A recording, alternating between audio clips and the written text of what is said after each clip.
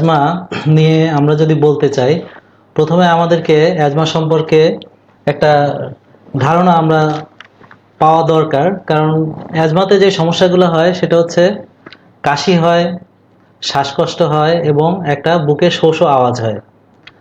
তো আমরা যদি দেখি, এটা হচ্ছে আমাদের শ্বাসনালী। আমাদের এই শ্বাসনালীটা সাধারণত প্রসারিত অবস্থায় থাকে, সর্বোচ্চ প্রসারিত অবস্থায় থাকে। কিন্তু অ্যাজমা হলে কি হয়, সেটা সরু হয়ে যায়। তখন শ্বাস আমরা যখন ফেলতে যাই তখন কষ্ট হয়, একটা শব্দ হয়, এরকম একটা আওয়াজ বের হয়। আর হচ্ছে এখানে কি হয়, ভিতরে এই যে শ্বাসনালীর ভিতরে এখানে কফ যেটা আমরা ফেলি সেটাকে বলে মিউকাস, এরকম মিউকাস, তারপর আদার্স আরো কিছু সিক্রেশন জমা হয় এবং এখানে একটা প্রদাহের সৃষ্টি হয়। এই প্রদাহটা যদি আমরা সহজে বুঝতে যাই, সেটা হচ্ছে আমরা যদি হাত কেটে যায় বা কোথাও যদি ঘষা লেগে ছিঁড়ে যায়, তখন ওই জায়গাটা কি হয়, লাল হয়ে যায়, ওই জায়গাটা ফুলে যায়। হ্যাঁ, ওখানে আশপাশ থেকে দেখা যায় একটু পানি তরল পদার্থ বের হচ্ছে। হ্যাঁ, এবং ওই জায়গাটা দেখা যাচ্ছে ব্যথা করছে।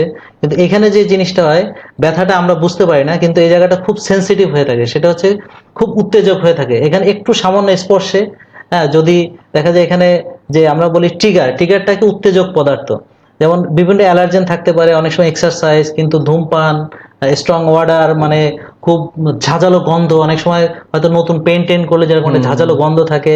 তারপর স্ট্রেস কন্ডিশন, হ্যাঁ, খুব ডিপ্রেশনে থাকলে, আবার স্ট্রং লাফটার, জোরে হাহা করে শব্দ করে হাসছে, সেটাও একটা ট্রিগার হিসেবে কাজ করতে পারে। খুব কোল্ড ওয়েদার, হ্যাঁ, খুব ঠান্ডা, এবং দেখা যাচ্ছে টেম্পারেচার ভেরিয়েশন, হঠাৎ করে আমরা এসি রুম থেকে বের হয়ে চলে গেলাম যে গরমের ভিতরে, হ্যাঁ, বা একটা কাঠ থেকে হঠাৎ করে বের হয়ে ধুলাবালি মাখা রাস্তার ভিতর নামলাম, এটা একটা ট্রিগার হিসেবে কাজ করতে পারে। তারপর হচ্ছে যে মেডিকেশন, কিছু কিছু মেডিকেশন আছে, যেমন হ্যাঁ, যেমন বিশেষ করে ব্যথার ওষুধ, হ্যাঁ, তারপর বিটা ব্লকার জাতীয় কিছু ওষুধ আছে। তারপর আমরা একটা তেলাপোকা, ঘরের ভিতরে সবার দেখা যায় তেলাপোকা আছে। হ্যাঁ, এবং রেসপিরেটরি ইনফেকশন, বিশেষ করে বাচ্চাদের ক্ষেত্রে যখন ভাইরাল ইনফেকশন হয়, এবং কিছু কিছু ফুড অ্যালার্জি থাকে।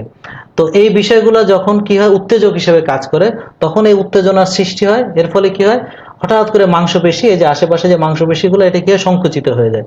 সংকুচিত হওয়ার ফলে এই যে বাতাস যে আসা যাওয়ার যে রাস্তাটা, এটা শুরু হয়ে যায়, তখন বাতাস আসা যাওয়া করতে পারে না।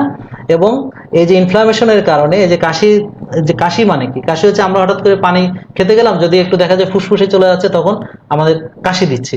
ঠিক সেরকম এই যে নাক দিয়ে যখন সর্দি বের হয়, তো সর্দির ভিতরে যে কি থাকে, এরকম প্রথম দিকে সর্দিটা থাকে পানি পানি, এরপর যত দিন যায় সর্দিটা আস্তে আস্তে ঘন হয় এবং একটা সময় নাকটাকে ব্লক করে ফেলে।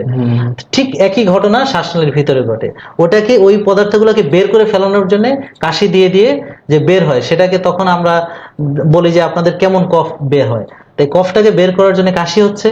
আর শ্বাসকষ্ট যেটা হচ্ছে যে বাতাসটা বের করতে পারতেছে না, শ্বাস টানতে পারছে, বের করার সময় দেখা যাচ্ছে কষ্ট হচ্ছে, শব্দ হচ্ছে। আর কি হচ্ছে, এই কারণে সে রুগীটা খুব এমন হয়তো, অ্যাজমার বিষয়টা হচ্ছে এরকম যে হঠাৎ করে সকালবেলায় সে কি হলো, অ্যাজমা অ্যাটাকে এসে মারা যাচ্ছে, আবার বিকেল বেলায় দেখা গেল সে একদম সুস্থ, সে ফুটবল খেলতেছে। এবং অনেকে আছে যে অ্যাজমাটাকে একদম বোদার করে না, যে সামান্য একটু শ্বাসকষ্ট আছে, এটাকে সে ডাক্তার দেখাইতে হবে, এটা মনে করে না। কিন্তু আবার দেখা যাচ্ছে কিছু কিছু রোগী এই শ্বাসকষ্টের জন্য মারা যাচ্ছে। তো এটা একটা খুব মানে ওয়াইড রেঞ্জ, প্রাণঘাতীও হতে পারে। হ্যাঁ, তো সেই জন্য আমরা সংক্ষেপে যদি আমরা বুঝতে যাই, তাহলে অ্যাজমা একটা শ্বাস প্রশ্বাস জনিত রোগ, যেটা হলে শ্বাসকষ্ট হয়, কাশি হয়, এবং এটা কিছু কিছু ট্রিগার থাকে, যে উত্তেজক পদার্থ থাকে, যেটা কি করে এই অ্যাজমাটাকে ট্রিগার করে, সেটা কি করে অ্যাটাকের দিকে সে নিয়ে যায়।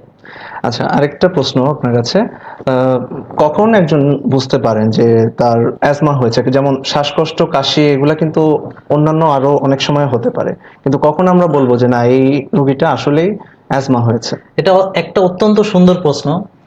কারণ আপনি প্রথমে যে কথাটা বললেন যে কাশি অনেক কারণে কাশি হয়, হ্যাঁ, যেমন অনেকে আছে ধূমপান করে, তাদের সারা বছর কাশি থাকে, স্মোকার্স কফ থাকে। তারপর নিউমোনিয়া হলে কাশি হয়। এমনি সাধারণত দেখা গেল যে একটু খাবার দাবার একটু ভিতরে চলে গেছে, তাও কাশি হয়েছে। অনেকের আমরা জানি যে ভাইরাস জ্বর, সেখানে কাশি হচ্ছে। তো কাশি বিভিন্ন কারণ হইতে পারে, কিন্তু এই কাশি যেহেতু বিভিন্ন কারণ হচ্ছে, সবাই কিন্তু অ্যাজমা না। এবং শ্বাসকষ্ট অনেক কারণ হইতে পারে, যেমন আপনি যখন সিঁড়ি দিয়ে উঠলেন, ওঠার পরে দেখা গেল যে হঠাৎ করে একটা হাঁপানির মতো হচ্ছে, সেটা তো আর অ্যাজমা না।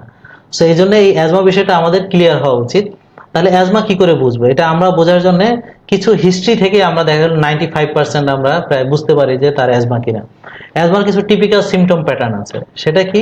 সেটা হচ্ছে অ্যাজমা রোগীর শ্বাসকষ্টটা সবসময় থাকে না।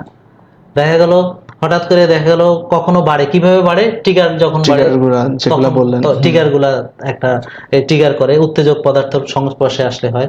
এবং এটা দেখা গেলো ডায়ার্নাল ভেরিয়েশন আছে, মানে ডে টু ডে ভেরিয়েবিলিটি আছে, সিজন টু সিজন ভেরিয়েশন আছে। যেমন কারো শুধু শীতকালে, যেমন ওদিন আমার সঙ্গে একটা লোক বললো আর কি, হিস্ট্রি দিল যে আমার ভাই শুধু শীতকালে সমস্যা হয়, আমি অন্যান্য সময় বছরের ভালো থাকি। তাহলে দেখা গেল পার্সন টু পার্সন ভেরিয়েশন আছে, যে কারো অ্যাজমা খুবই প্রাণঘাতী আর কারো অ্যাজমা খুবই সামান্য। এবং এই ট্রিটমেন্টেরও ভেরিয়েশন আছে, যে আবার বড়দের বড়দের বাচ্চাদেরও ভেরিয়েশন আছে। সো অনেক দেখা গেল বাচ্চা ছোটবেলায় অ্যাজমা হিসেবে ডায়াগনোস হয়েছে, দেখা গেল বড় হলে আর কখনোই তার অ্যাজমা হয়নি। সো এটা একটা ওয়াইড রেঞ্জে ভেরিয়েশন আছে। এই জন্য যেই রোগগুলাতে এরকম ভেরিয়েশন থাকে সেটা নিয়ে তত ভুল ধারণাটাও বেশি থাকে। তাহলে আমরা অ্যাজমাটা কি করে বুঝবো, আমাদের যে প্রশ্নটা ছিল, যে আমরা বুঝবো যে তার কিছু টিপিক্যাল, যেমন তোমার শ্বাসকষ্ট আছে, বুকে শো শো করে আওয়াজ হয়, হ্যাঁ, তারপর হচ্ছে যে সে কাশি দিচ্ছে, এবং এইটা হচ্ছে যে বাড়া কমা সেটা নির্ভর করতেছে কিছু কিছু মানে ট্রিগারের উপরে, কিছু এনভায়রনমেন্টাল ফ্যাক্টরের উপরে, আর সে মেডিকেশন নিচ্ছে কি নিচ্ছে না, বা রেগুলার ব্যবহার করছে কিনা সেগুলোর উপরে। দেখা গেল যে এইগুলা যদি অ্যাজমা মেডিকেশন এসে ভালো থাকে, তখন আমরা বলি যে এগুলো হচ্ছে কিছু হাই প্রবাবিলিটি, যে আমরা তার বুকে শব্দ পেলাম, হ্যাঁ, তার এই যে শ্বাসকষ্ট গুলো হলো। এবং আরেকটা সবচেয়ে জরুরি বিষয় এখানে, সেটা হচ্ছে তার ফ্যামিলি হিস্ট্রিটা এখানে খুব ইম্পর্টেন্ট।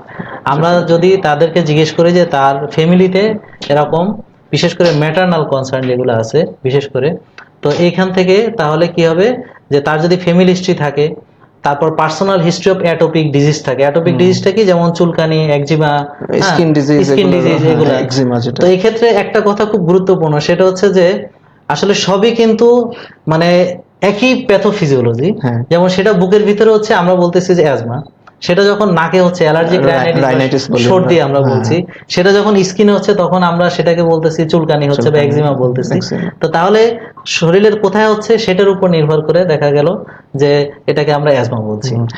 ইভেন দেখা যায় যে অ্যাসোসিয়েশনও আছে, ওই যার আগে অ্যাটোপিক ডার্মাটাইটিস হচ্ছে তারও কিন্তু তাহলে আমরা যেটা বলছিলাম যে তাহলে পার্সোনাল হিস্ট্রি, যে রোগীর নিজের কোনো অ্যালার্জিক ম্যানিফেস্টেশনস আছে কিনা। অনেকের আছে, দেখা গেল আমাদের কাছে এসে বলে যে আমার চোখটা একটু চুলকাচ্ছিল, তারপর একটা দুটো হাঁচি হলো, হ্যাঁ, তারপর নাক দিয়ে পানি পড়া শুরু হলো, এবং একটা পর্যায়ে এসে আমার শ্বাসকষ্ট হচ্ছে। এটা একটা খুব কমন প্যাটার্ন আমরা যেটাকে পাই। তো এটাকে আমরা বলি যে অ্যাটোপিক। আর একটা প্যাটার্ন আছে, সেটা হচ্ছে নন অ্যাটোপিক। এগুলো দেখা যাচ্ছে অ্যাডাল্ট বয়স হয়, এরা ছোটবেলা থেকে থাকে না। এটা দেখা গেল কনজেনিটাল ম্যানিফেস্টেশনসটা কম, ওদের ট্রিগার গুলো ক্লিয়ার না, ট্রিগার গুলো বোঝা যায় না যে উত্তেজক পদার্থ, এবং এদের দেখা গেল অ্যাসপিরিয়েন্স সেন্সিটিভিটি থাকে, অথবা নেজাল পলিপ থাকে, হ্যাঁ। তো এদের ট্রিগার ফ্যাক্টর গুলো আমরা ঠিক বুঝতে পারি না। আর অ্যাজমার বিষয়ে আরেকটা কথা খুব গুরুত্বপূর্ণ, সেটা হচ্ছে অ্যাজমাটা কিন্তু এখনো প্যাথোফিজিওলজি আমরা জানি, কিন্তু অনেকটাই এখনো আমরা জানি না। তাহলে আমরা যে সরাসরি যে কনজেনিটাল সেটাও বলতে পারছি না, কিন্তু এটার একটা অবশ্যই বড় একটা ভূমিকা এখানে আছে।